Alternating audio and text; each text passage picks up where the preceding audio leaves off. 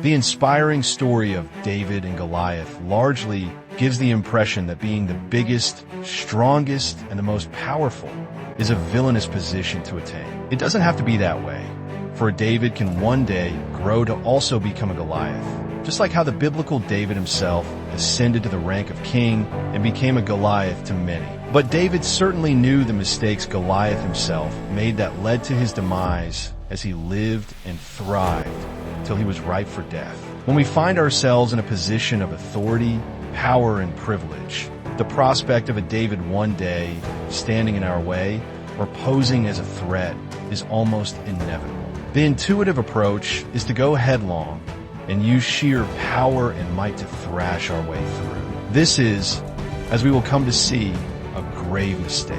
David knew all the strength of Goliath because it was glaring. This gave him the strategic advantage of deducing his weakness. Goliath, however, saw only weakness, but seeing only weakness equates to having no strategy, which is perilous in any endeavor, and that is how conventional Goliaths operate. Very few are aware of the counterintuitive and irrefutable approaches that makes a Goliath truly and indeed triumphant. And by the end, you would get to know why famous companies like Apple and big personalities like Mr. Beast remain consistent at the top. This video is for those who are seeking for greatness and desire to remain great.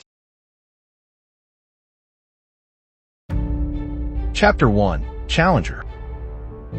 A challenge is declaration of strength and might. It is making your strength glaring for all to see. A challenge is creating a demand for your downfall. Inconspicuous Davids, who might have nothing to do with you, are suddenly drawn to you. They acknowledge your overwhelming might, but are tempted by the prospect of your downfall. For what you have done is ignite inquisitiveness, curiosity, and passion. Goliath in verbatim said this, "I defy the armies of Israel this day. Give me a man, that we may fight together." And David, in response to the challenge, said to the men that stood by him, "What shall be done to the man that killeth this Philistine and taketh the reproach away from Israel?" We see curiosity and determination in David as a result of a challenge. Goliaths make this mistake because they think in terms of a level ground, a face-to-face combat. Goliath, who was an infantry soldier, was expecting a combat with another of his kind. Indeed, in terms of warfare, he was the personification of excellence. In other words, whomever he was facing would certainly be someone not as skilled. The size alone was all the advantage he needed. But while you're out to prove your strength, David is out to win. While you're out to use power, David is out to use creativity and leverage. This is because a battle does not have specified rules. It's not a game. A battle is not linear. It is chaotic. In reality, there is no chivalry in war. The side claiming to have chivalry is either sure of winning or has a higher prospect. David brought a weapon somewhat equivalent to a gun to a sword fight. He was overarmed. Where is the chivalry in that? It was not and never a fair fight. According to Malcolm Gladwell, Goliath never stood a chance. Today, a challenge to David can take different forms and circumstances such as despotism, ineptitude, socioeconomic, and socio-political neglect. Take a look at what happened in the 17th century when France was in a state of economic crisis.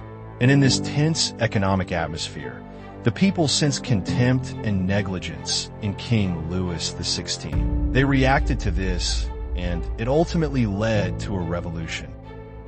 Again, Napoleon Bonaparte became too confident in his military prowess and might, marching into Prussia and meeting an abandoned city. The Russians fled their city, but not from fear and weakness. They set their cities and villages on fire, and Napoleon was met with no shelter and supplies. His men grew weary, and weariness gave way to hopelessness. Hundreds of thousands of men died in the following month in the blistering cold of Russia. After several months and 400,000 of his men lost, he looked up the sky and saw defeat, a slow, brutal, and costly one. Napoleon came with might, but was defeated by creativity, dynamism, inspiration, zeal, and fervency. That is where true strength lies. It is therefore essential to discern the strength of someone you consider weak, because it is lurking somewhere. And when you have ascertained the strength of David, Listen to what you should do in Chapter 2.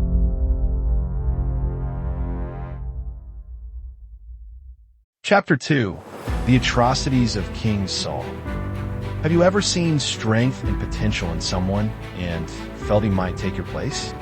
It is tempting to exterminate an unsuspecting David that seems a possible threat. All greatness at some point is faced with this prospect. If you succeeded, you would have made a martyr out of him and more of his kind would replace him. If you fail and you're not so lucky, you have created a beast that has made it his priority to see your downfall. Either ways, it is self-destructive. Subjects start to look at you with contempt at the same time, questioning your superiority. Respect starts to dwindle, and any show of honor will become merely an act. The hearts that were once loyal to you and the show of love and adulation as a result turns into resentment, and your very sight becomes repugnant. Except you find a way to revive and reconcile with David. Your foundation, no matter how solid, is shaky and on a sinking sand. If an unsuspecting David is subservient to you or under your tutelage or administration, do not cast a shadow on him or break his wings. Instead, do whatever you can within your power and jurisdiction to create empowerment and opportunity. He might be the next triumphant Goliath, a Goliath of your making who would one day consolidate and stand by you. However, if a prodigy under you rebels for no justifiable reason and becomes a threat to you, do this next thing in Chapter 3. Chapter 3. Core Ideology. Do you want to know why greatness is so elusive to many? It's because they don't understand that to persist in greatness, you must never be found in the competitive plane of life. By engaging in a competition, you open yourself up to a personality that you know very little of the past that defines him. David was learning how to kill a Goliath way before Goliath called for a worthy opponent in combat. David had a lot up his sleeves. He had killed a lion and a bear. He had mastered the art of being courageous in front of fierceness and terror. The solution, then, to dealing with a person you consider a competition starts with an in-depth analysis to expose and deal with your own weaknesses. This requires bluntness and honesty with oneself. Weaknesses could be in the form of past mistakes and shortcomings. It could also mean too much of systematic weight, such as corruption and organizational bureaucracy. It could again mean unnecessary meetings and friction between your staffs and management. The Bible made this clear when it stated that if a man desires the office of a bishop, he then must be blameless. For if a man know not how to rule his own house, how could he take care of the church of God? The Roman Empire, for example, was built on the foundation of discipline in military leadership, which was a major aspect of their administration. This resulted in their impeccable military organization. However, along the line, widespread corruption and ineffective military leadership created a loophole that the barbarians capitalized on, further weakening the empire and leading to its collapse. They were carrying too much weight. What was once innovative became stale, and it was only a matter of time before their weaknesses were capitalized on. When you've dealt with your weaknesses, you then discover and invest in your core ideology. Your core ideology is something forever true in your heart, an ideology that never bends to circumstance, something that strikes a chord in the recesses of your heart. This, my friend, makes a man rise above competition and unlock his innovative capacity. That is why every enduring business and company you see today had one time had to ascertain what the future held and deduce possible threats to what they believe to be their core ideology. They understand that greatness operates at a creative frequency, and they tap into this frequency not by contending with the challenge, but by guarding and building on that ideology that they resonate with, that quality that defines them. Apple, for example, popularized the computer mouse, introduced iPod and the iPhone, not primarily because they had smart minds or were trying to beat their competitors. It achieved all this mainly because they stayed passionately true to their core ideology, which is singularity and providing customers with a new experience, spending billions of dollars every year in talent acquisition, research, development, and management, all centered on this quality.